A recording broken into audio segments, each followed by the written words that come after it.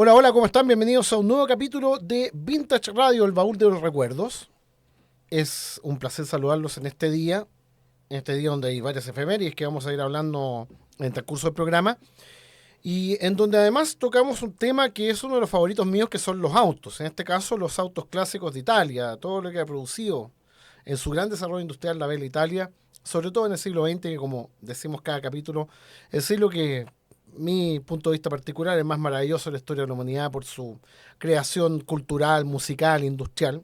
Y para mí es un verdadero placer y un orgullo poder recibir en nuestro espacio, que es la 106.5 FM, a don Arnaldo Moto, quien es creador del Incontro Tramiche. Yo creo que es el encuentro más importante de autos italianos que se realiza en Santiago y, por qué no decirlo, de nuestro país. Arnaldo, un placer saludarlo, bienvenido a Vintage. Igualmente, Javier, muchas gracias por invitarme. Un cariñoso saludo a los auditores. Y bueno, tengo que partir corrigiéndote porque yo no soy el único Creador. creador, digamos. O sea, soy uno de los que inventó esta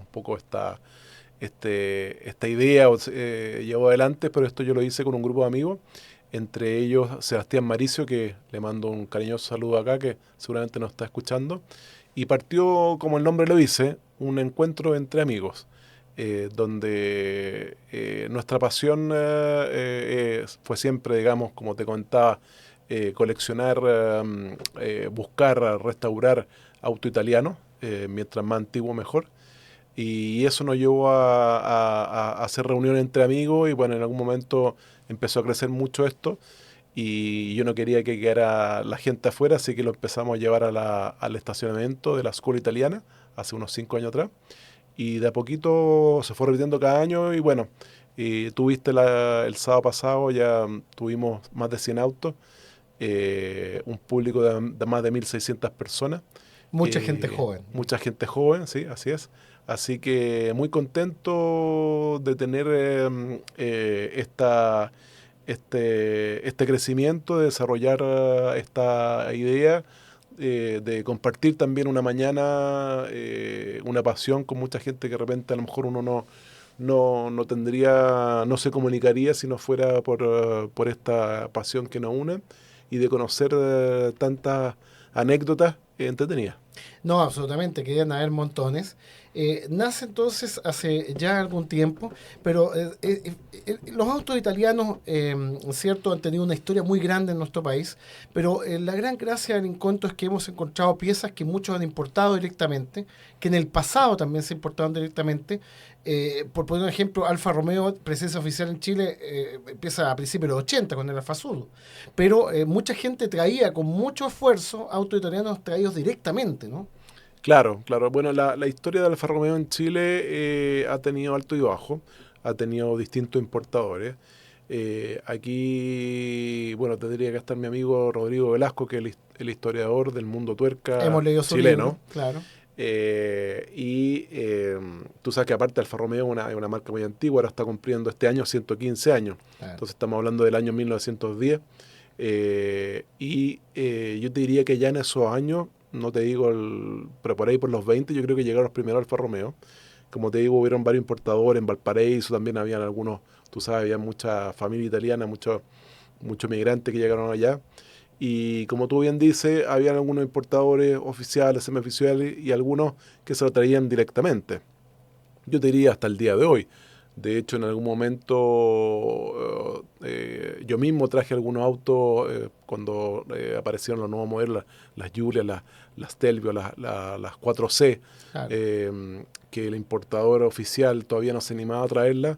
Era tanta la presión de un grupo de amigos míos y yo, como siempre, en contacto con Italia, también empecé a traer las primeras Giulia Quadrifoglio o Alfa Romeo 4C, llegaron a Chile a través nuestro. Entonces, como es Italia, digamos, es muy diversa y desordenada y como te digo, han habido muchos importadores. Los más importantes, yo diría, como dices tú, del año 80 con Eurosport, de la mano de Alejandro Smauk, ¿verdad? Exactamente. Piloto y empresario. Y ahí yo diría, tuvo una época muy linda porque con los Alfa Sud después llegaron las 33, después llegaron las 75, las 164, etcétera. Y después ya con SK, Cosito Cooper, que retomó la representación. Ellos son los últimos, digamos, representantes. Volviendo al tema del Encontro, el Encontro tiene una parte de beneficencia muy grande, porque efectivamente todos los recursos que se obtienen en las entradas van para una obra que también tiene relación con Italia, ¿no? Es un hogar, ¿no? Claro, así es. Todo lo que se recaudaría hace un par de años, porque hace un par de años que se cobra entrada porque ha crecido tanto que tenemos que de alguna manera filtrar y cada año queremos dar un espectáculo un poco mayor, entonces ya se necesitan algunos recursos, ya no se puede hacer a los amigos, sino que hay que ya invertir y pagar algunos servicios. Así que sí, todo lo recaudado va al hogar italiano, que es, o la casa de riposo, como se diría en italiano, que es el hogar de nuestros nonnos, y también a otra institución de la colectividad. Eso es algo tremendo. Seguimos hablando de autos italianos aquí junto a don Hernando Moto, ¿cierto? Hay que ser entonces, uno de los creadores del Encontro. Soy uno de los creadores, sí. Como te dije, esto nació después de haberme comido una rica pizza con mi amigo Sebastián Maricio. Anotamos el nombre, se nos ocurrió a los dos, lo anotamos en una servilleta, como normalmente nacen las buenas ideas, Claro. siempre en una servilleta. Y de ahí convocamos, obviamente, claro, nosotros fuimos los que se nos ocurrió, pero también nos ayudaron muchos otros amigos a poder formar este grupo. Y partió en la casa de su familia, donde ellos tienen una linda colección. Y al principio nos juntábamos en su casa, los amigos más cercanos. Y como el tema fue creciendo y no lo podíamos seguir haciendo en su casa, a mí se me ocurrió pedir prestado los estacionamientos de la escuela italiana un sábado. Y partimos muy chiquititos, pero como te digo, ha ido creciendo. Ya estamos en la sexta edición y no es consecutiva porque tuvimos un par de años por la pandemia que no Claro, que no pudimos se hacer puede nada. hacer. Entonces yo te diría que si la memoria no me falla, partió el año 2017. Claro, exactamente. Eh, También es un proceso de búsqueda personal, porque también usted tiene una colección. ¿En qué se ha enfocado la colección suya? Alfa, ¿en qué marca en particular? ¿Cuál es la marca italiana que más le...? Y también explicarle a la gente qué es lo que tiene de especial el auto italiano. Mucha gente que le gusta, por ejemplo, los alemanes o los cabros que le gustan mucho los japoneses, por ejemplo, Drift, es tan popular por estos días, pero el auto italiano tiene algo especial. ¿Cómo se Sí, podría definir? mira, el auto italiano, así resumidamente, tienes que pensar que hay marcas como Alfa Romeo, que es del año 1910. Lancia, que era más o menos de ese año, no me acuerdo si era un poquito anterior o posterior. Eh, Fiat, también más o menos esos años. Ellos, precisamente las dos primeras, aportaron mucho al mundo, a la industria automotriz, porque desarrollaron muchos conceptos y muchos inventos que después obviamente pasaron a la producción mundial. Entonces, yo diría que el Alfa Romeo, el auto italiano en general, te mezcla la deportividad con la utilidad. En el fondo democratiza la deportividad y tú independientemente que andes en un Fiat 600, o andes en un 147 o andes en un Ferrari, en todos esos autos vas a sentir que hay algo distinto en la dirección, la puesta a punto de la suspensión, en el sonido. Y lo otro también importante, aparte de la deportividad, es el diseño. Italia, tú sabes, es la cuna del diseño en todo sentido. Y los modelos italianos se distinguen en relación a todos los otros autos de esa época, más que nada por sus carrocerías. Y en cuanto a la colección, ¿cuáles son los modelos que ha tenido que ha sido como los más preciados, los que más le ha tenido cariño? Mira, esa pregunta es como que tú me preguntaras cuál de mis hijos es mi El preferido. favorito. No, son todos, digamos. O, y si nos ponemos un poquito más fresco, digamos, ¿qué mujer es la más linda? Todas las Claro. mujeres tienen algo. El auto italiano, y dentro de nuestra colección, que tampoco es tan grande, yo te diría que yo soy más fan de los autos de los años 40, 50 hacia arriba, cuando ya empezamos a ver los distintos carroceros que empiezan a diseñar los vestidos, digamos, de los autos, y empezamos a hablar de un Pininfarina, de un Zagato, de una Guía, de un Touring, de un Giorgetto Giugiaro, de un Bertone. Claro. etcétera. Ahí cuando es la época de auge de ellos, que empiezan a hacer estos vestidos sobre los chasis de los autos italianos, es cuando me gusta más, digamos. Entonces, entre los años 50, diría, hasta los 80, esa es mi época dorada de auto italiano y siempre deportivo, y todas las marcas italianas tienen una historia entretenida, entonces me gustan todas. Absolutamente. Pininfarina, cuyo trabajo se extendió a otros países, por ejemplo, yo siempre menciono dos autos, se parecen mucho. Esto lo he hablado con amigos en el Anglo Cars, en Cuarto de Inglés, que por ejemplo está el Austin Cambridge, y dice, se parece mucho al Peugeot 404, pero claro, si los dos lo diseñó Pininfarina. Muy bien, claro. Los dos lo diseñó Pininfarina, por eso muy buen ejemplo, exacto. Sí, sí, se pasa mucho. Hay algunos modelos más, pasa por ejemplo también en la línea Ferrari. Hay un Ferrari que es el 250 GT y tú lo miras y es muy parecido al coupé de 504, Claro. perdón, de 404. Claro, y dos marcas una muy popular y otra muy elitista, pero también vestidos por el mismo, en italiano se dice el sarto, digamos, por el mismo sastre, ¿verdad? En medio Sarto, exactamente. Exacto. Sí, porque visité algunas sastrerías en Venecia, que eran y no eran de marca, pero eran fantásticas también. La confección de ropa, ni hablar, Claro. digamos, en Italia. Otro trabajo interesante, Pininfarina, que en realidad historia de Pininfarina habría que hacer un programa completo con Pininfarina, solo con Pininfarina, pues ni hablar de todo lo Y otro. varios capítulos. Y varios capítulos, solo Sí. de Pininfarina, que también se dedicó a modificar o argentinizar el diseño, un diseño gringo, un diseño de Estados Unidos, que era el Rammer American, para transformarlo en el Torino. Ah, claro. Se hizo en Pininfarina esta argentinización y en realidad fue un auto, tal como le gustaba a los argentinos, motor grande, tipo estadounidense, pero con trazas de diseño europeo. Italiano, claro, con el Ica Renault. Ahí, bueno, ese proyecto lo empujó mucho Juan Manuel Fangio. Claro. Y se dieron el gusto de llevarlo a Nürburgring a correr y les fue muy bien.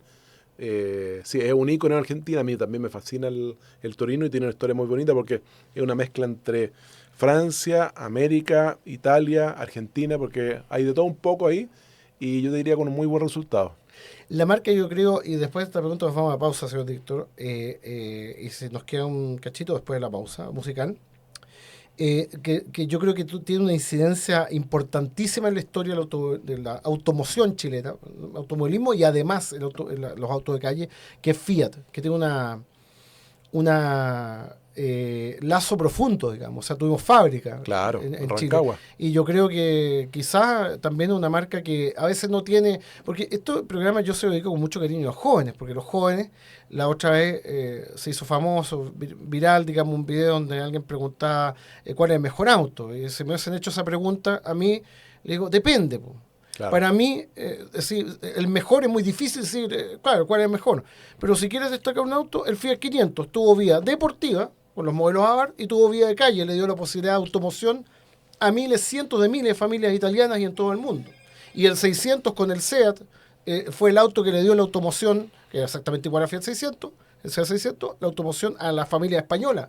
Fue el despegue de la clase media en España. Entonces, tal como usted dice, esa dualidad entre lo deportivo y además, cierto, la vía de calle, la vía importante dentro de la energía de un país, es algo que distingue sobre todo al auto italiano, ¿no? Claro, y bueno, citando el ejemplo que tú acabas de mencionar, el Cinquecento antiguo, todavía tú lo ves en los pueblos de Italia funcionando como auto diario. Entonces, ¿qué mejor premio para un producto que después de 50, 60, 70 años todavía esté dando servicio? O sea, ese auto es más ecológico que cualquier auto eléctrico, te lo aseguro, porque imagínate que 70 años de generación en generación todavía funcionando, y eso habla muy bien de la visión de los diseñadores que habían en esa época, de hacer autos simples, económicos, de un diseño atractivo, funcionales y baratos de mantener. Exactamente, y el que quería tener una vida deportiva también podía adaptarlo y trabajarlo. Exacto, eso, claro, eso es lo bonito del auto italiano, que como te decía, yo siento que lo democratizaron la deportividad, porque su auto le ponían a cambiar un par de cosas y lo transformaban en un deportivo y hacían monomarca, hacían categoría y la gente se sentía un piloto arriba de su auto. Exactamente, exactamente. me quedé pensando en un Alfa Mito que mi amigo Luis Monardes, que le mando un saludo, que nos está escuchando, estuvo a punto Muchas de gracias. comprárselo. Estuvo a Muy punto de lindo, yo comprárselo, lo conozco ese auto. pero yo tenía un grave problema, señor director. No tiene estacionamiento en el edificio. Por eso no me lo puedo comprar. Pausa musical. De ahí les contamos estos temas que también tienen historia. Pausa musical y volvemos. Y estamos de regreso en Vintage, el baúl de los recuerdos, hablando de autos italianos junto a don Arnaldo Moto. Dentro del último encuentro había piezas realmente espectaculares. Me quedó una duda, no puedo hablar con el dueño, que todos decían, miren, llegó un Lancia 037, uno de los, para los que no saben, unos grandes protagonistas del rally mundial en la década de los 80. Pero yo dije, no, un Monte Carlo, porque es la versión de calle. Y no alcancé a resolver la duda. No sé si usted sabe, es un Lancia gris. Sí, exacto, un 037. Era un 037. Claro, pero versión de calle, a Claro. pesar de que hablando con el dueño me comentó que ese auto en Italia había corrido. Lo que pasa es que después de alguna manera lo volvieron street legal, digamos así. Ya. Pero claro, ese fue protagonista incluso de una película, no sé si la viste o alguno de los auditores la vio, que sacaron ahora hace poco, que es se llama Lancia versus Audi, que es Claro. el campeonato de rally, creo que el 84, que fue el último mundial que lo ganó un tracción simple, que fue justamente este modelo. Porque ya Exactamente. Audi ya estaba con la tracción integral y obviamente se había demostrado que era mucho más eficiente en los rally en todos los pisos, pero con la astucia de lo italiano y de la mecánica y la increíble, digamos, performance de este auto, ese año lo ganó este modelo, el 037, que tuvimos el honor de poder exhibirlo en este encuentro. O sea, era realmente un 037, porque yo cuando hablo de Monte Carlo es la versión que hicieron exclusivamente para calle para la homologación. Claro, porque tú sabes, siempre tenían este problema de que para poder meterlo, digamos, y poder competir, tenían que tener un cierto número, digamos. Si no, no podían competir porque eran prototipos. Entonces, claro, yo no me acuerdo si eran 200 o un poco más, pero tenían que hacer versiones de calle para poder homologarlo para las carreras. Esto de Audi versus Lancia es prácticamente como el Ford versus Ferrari del rally. Claro, Es exacto. la misma La historia, misma, sí. la búsqueda de la perfección para poder ganar al gran rival. Es tremenda esa historia. Y la verdad es que también tuvo un pasado muy bonito en rally, en realidad muy exitoso también, con el Stratos. Claro, El claro. Stratos, Bueno, que era otro gran auto. ahí no sé si te fijaste, pero también teníamos una Lancia Fulvia, que en La realidad Fulvia. la Fulvia fue la primera que tuvo éxito en los rally de la marca Lancia, y ahí se entusiasmaron a seguir desarrollando modelos. La Fulvia ganó el Monte Carlo, si no me acuerdo, el año 70 71, con Sandro Munari, un gran piloto que después siguió con las Stratos, no llegó a la 037, pero sí corrió con las Stratos, y anteriormente antes de la Fulvia, corrió con la Flavia. Pero la Flavia no fue tan exitosa como la Fulvia, y la Fulvia fue la que en realidad fue el kickoff que encendió ahí la pasión en la fábrica de Lancia, y de ahí empezaron a desarrollar modelos para rally, y ahí, bueno, ahí se quedaron hasta la época de la Delta, con Miki Viación, que ganaron 3 campeonatos al hilo prácticamente, y no tenían rivales. No, claro, la época de la Delta Integral Sí. ya hacia fines de los 80, principios de los 90, 91, Perdón, 2. sí, ¿qué dije? ¿84? Claro, No, no, esa es la época del claro, 037 después de... exacto, perdón, sí, claro, Lancha Delta, claro, como al 92, 93, 94, hasta exacto. el Sí, 94. hasta el 94.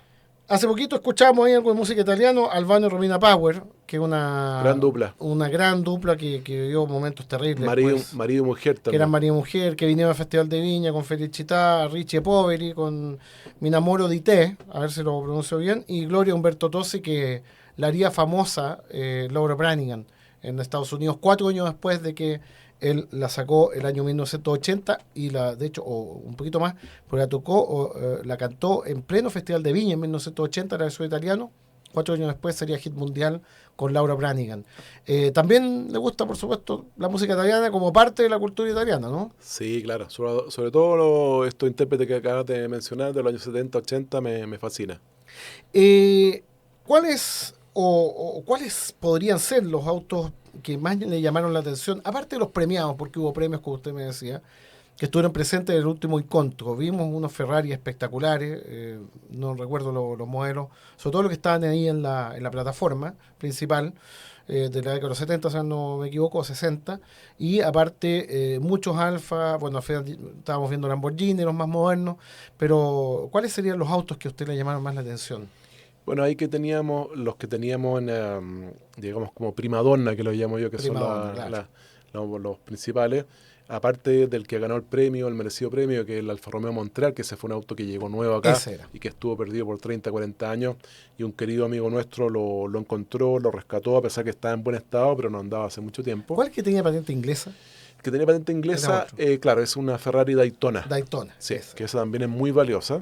En realidad, nosotros dimos el premio al Montreal más que nada por el Ayago, Claro. y porque es un auto conservado, que eso tiene mucho valor en el coleccionismo. En el coleccionismo tiene más valor un auto conservado, que a lo mejor no está perfecto, que un auto restaurado, porque restaurado tú lo puedes restaurar Claro. todas las veces que quieras y depende de la plata que tú tengas. Conservado significa que es un auto que lo quisieron, que lo cuidaron, que lo mimaron. Entonces Un es trabajo un como de preservación. de preservación, claro, y eso nunca va a ser igualado a la mejor restauración. Entonces, por dos motivos. Uno, porque la Montreal era un auto conservada, y segundo, por la historia que hay detrás y del esfuerzo de este amigo nuestro que la encontró y logró que se la vendieran y bueno, y la premiamos por eso. Fue la que recibió el mejor premio. Sin embargo, habían autos, digamos, muy importantes, como la Ferrari Daytona, que estaba ahí al lado, color rojo sangre. Después había un auto que muy pocas veces visto en Chile, que es una BB512. ¿Por qué BB? Se llama Berlinetta Boxer, Ah, que es una claro. rojita que con motor central. ¿Cuál era el modelo? Se llama BB512. Pero era. Berlinetta Boxer. Pero el número, o sea, era. ¿Qué marca era, perdón? Ferrari. Era Ferrari, pero ¿qué número era? 512.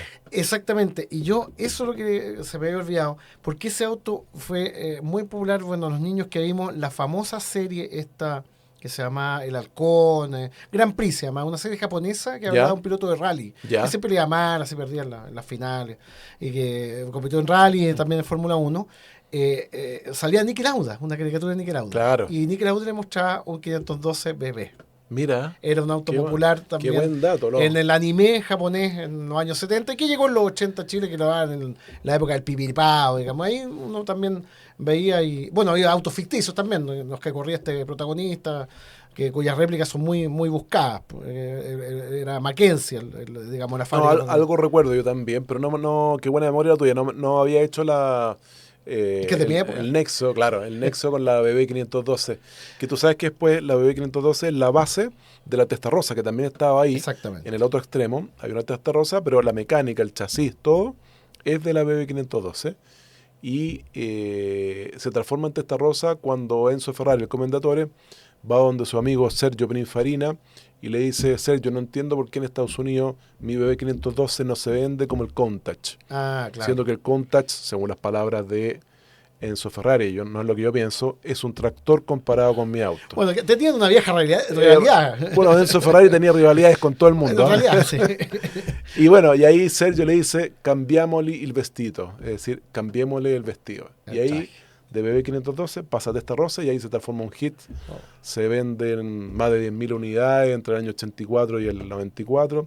No hay ningún narcotraficante que se preciara de tal si es que no tuviera una. Así que fue la época loca, digamos, de los años 80. No, que hay un tema ahí también que se hizo popular por, yo creo, el Testarossa, a ver si se coincide conmigo, por dos temas. Uno, el famoso Testarossa que le pidió con otro color negro, Coppola pidiéndole a Enzo Ferrari, porque Maradona quería uno negro. Claro, entonces, la famosa historia que salió en las distintas series Sí. que han hecho de Coppola y Maradona, Coppola representante de Maradona, y que quería que fuera negra, y al final lograron hacer una negra, y después eso abrió la puerta, porque al principio todos los Ferraris tenían que ser rojos.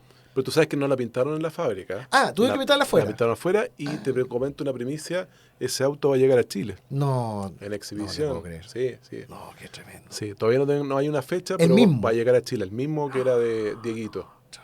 El Testarossa, no el F40, porque No, claro, después tuvo el F40, que también hay Coppola con toda la historia y los pormenores, pero la primera fue una Testarossa, la pidió negra. Enzo Ferrari, que todavía estaba vivo, le dijo no. Claro. y la tuvieron que pintar en otro lado. Y después, por otra razón, se hizo muy popular por Miami Vice. Otra serie exitosísima, Exacto. digamos, de Estados Blanca. Unidos. Blanca y convertible, digamos. Blanca, sí, y una primera serie con el espejo arriba, que eran, las primeras se llamaban monospecchio porque eran monoespejo, y tenía solo un espejo arriba, que uno lo miraba y decía, qué raro, pero después lo encontrabas novedoso, lo encontrabas que era algo como que lo distinguía. No, tremenda historia. Claro, se hicieron muy populares. Mi favorito de la época ha sido los 80 del GTO. El GTO claro, 84. sí. Me acuerdo una marca de réplicas, ya hablaremos próximo capítulo de diecast y réplica, Burago. Claro. Nunca lo pude tener, mis papás no podían regalármelo y bueno, algún día lo conseguiré. Era muy lindo, que era también me parece, protagonista de otra serie muy famosa, de Magnum. Salía Tom Selleck. No sé si era ese o otro. No, la de Magnum era una 308. Era 308. Como una que también teníamos en el encuentro, unos escalones un poquito más abajo. Esa era la de Magnum.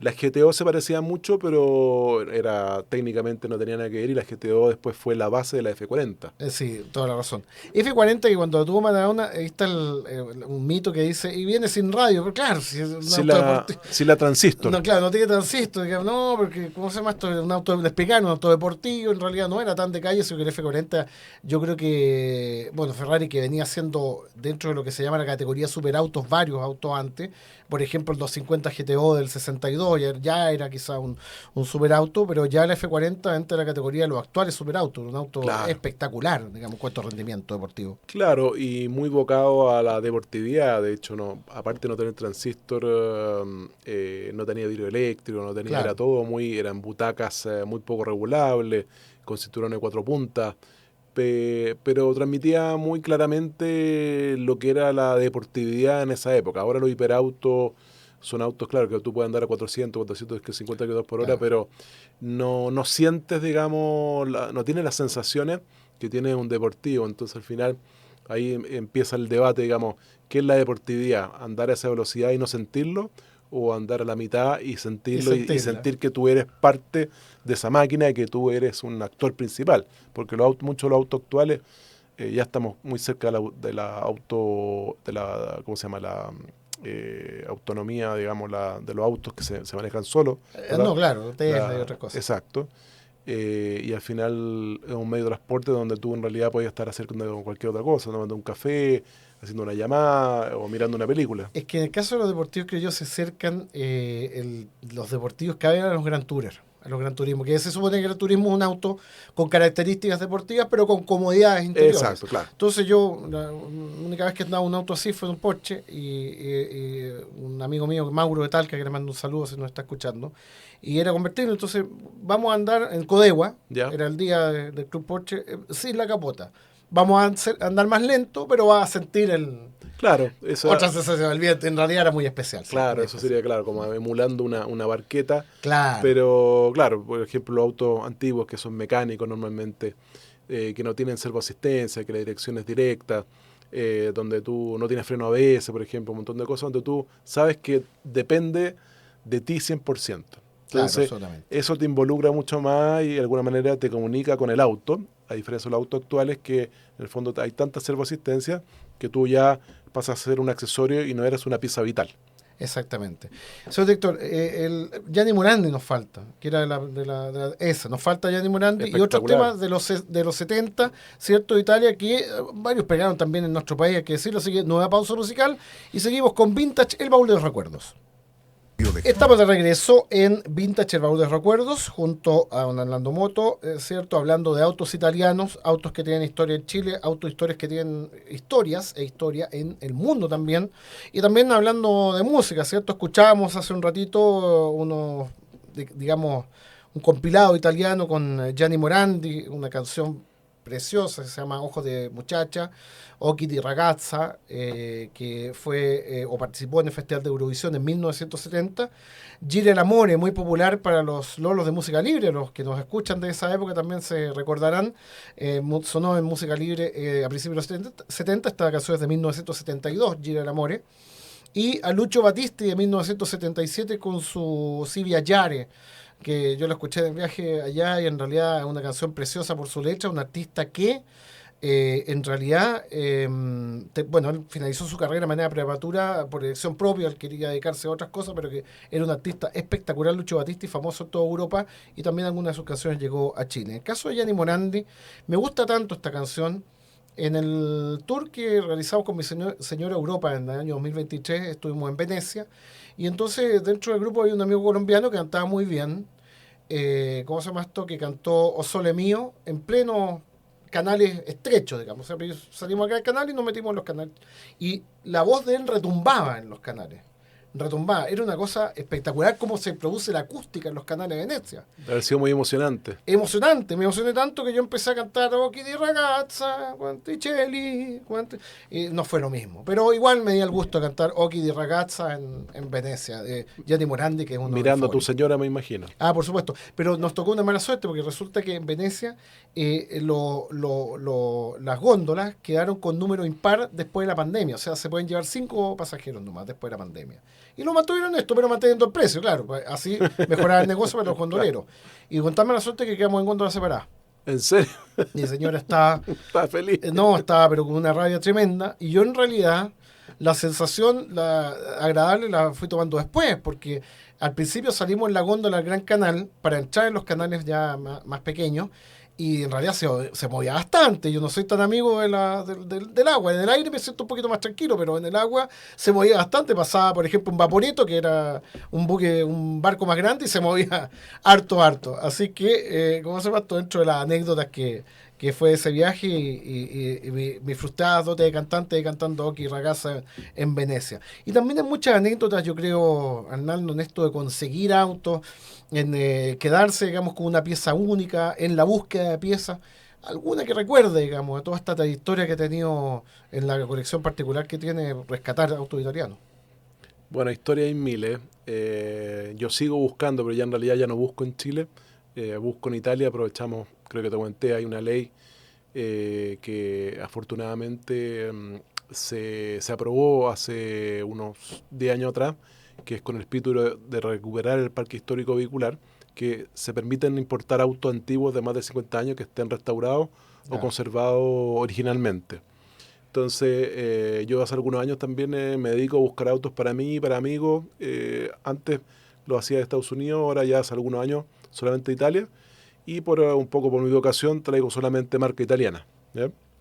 Así que esa búsqueda que es muy interesante para el coleccionista es parte de la entretención, digamos, buscar una nueva joyita. La sigo manteniendo. Y respondiendo a tu pregunta, como anécdota, por ejemplo, en el encuentro, no sé si te fijaste, dentro del área donde estaban los Lancia, había también un Lancia, un rojito, un coupé Ah, chiquitito, con sí. un motor pequeño, un V4 de 1000 centímetros cúbicos, carrozado por Zagato, carrocería de aluminio. Ese es un modelo Apia, que el modelo Apia era como decir un Fiat 1100, ¿ya? Pero de la marca Lancia, que este carrocero lo transformaba y hizo una pequeña serie basándose en ese chasis, en esa mecánica, para sacar autos deportivos. Y ese auto es bien entretenido porque estaba acá en Chile, llegó casi nuevo, y yo lo encontré cuando tenía 20, 21 años, en un garage de Avenida Mata. No sabía muy bien lo que había encontrado. Pregunté si estaba a la venta, no costaba mucha plata porque me acuerdo me lo compré con los escasos ahorros que había tenido yo a esa edad yo ya trabajaba, pero obviamente no creo que haya contado con mucho patrimonio.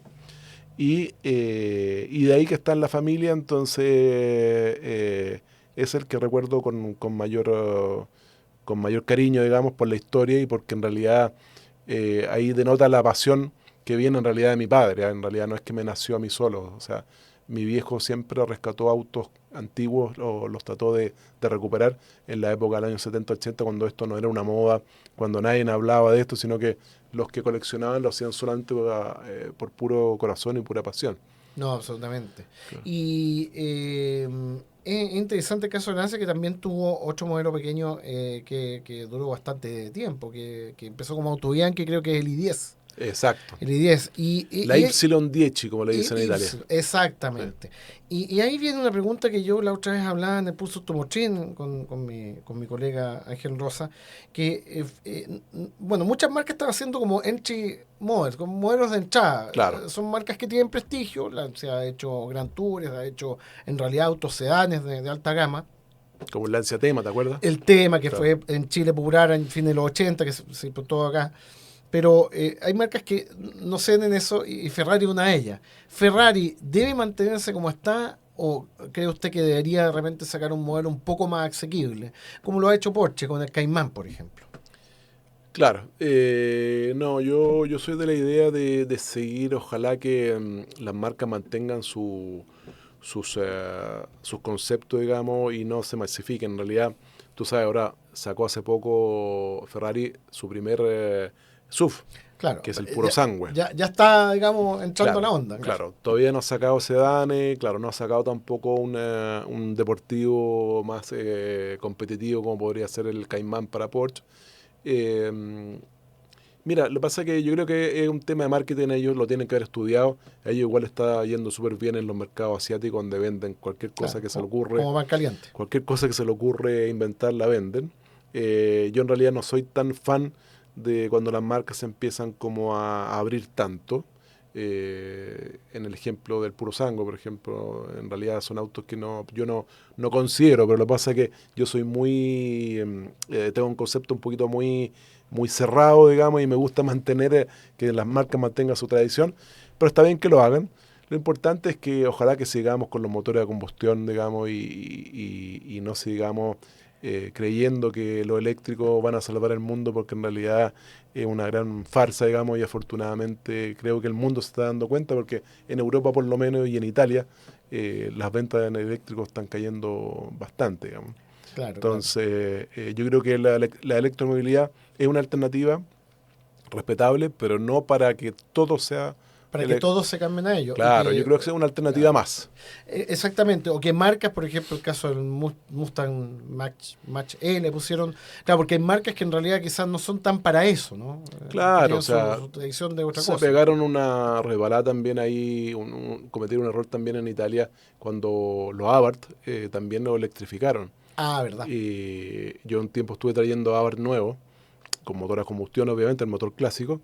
Y ahora que estuve hace poco en Italia, visité algunos concesionarios distribuidores de la marca y imposible vender un Abarth eléctrico. O sea, imagínate que un auto que se debe a su motor, a su sonido, te lo electrifican, es como... Entonces, yo creo que sí, la electromovilidad es una alternativa más, pero hay que saber en qué ocuparla y quizás en los city car tiene más sentido. Eso es la última pregunta para ir cerrando, porque nos sorprende la hora, ha sido una conversación muy, muy entretenida, Muy que entretenida. esperamos repetirla en un próximo Cuando capítulo.